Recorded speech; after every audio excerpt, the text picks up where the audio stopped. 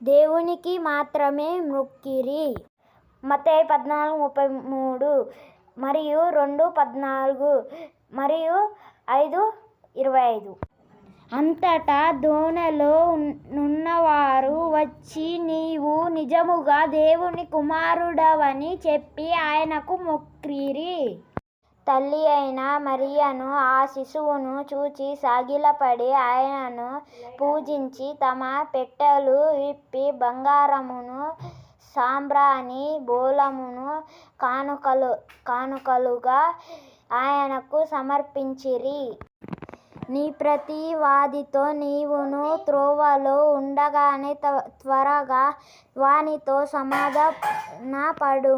లేని యెడల ఒకవేళ నీ ప్రతివాది నిన్ను న్యాయాధిపతికి అప్పగించును, న్యాయాధిపతి నిన్ను బంట్రౌతులకు అప్పగించును. అంతటా నీవు చెరసాలలో వేయబడుదువు.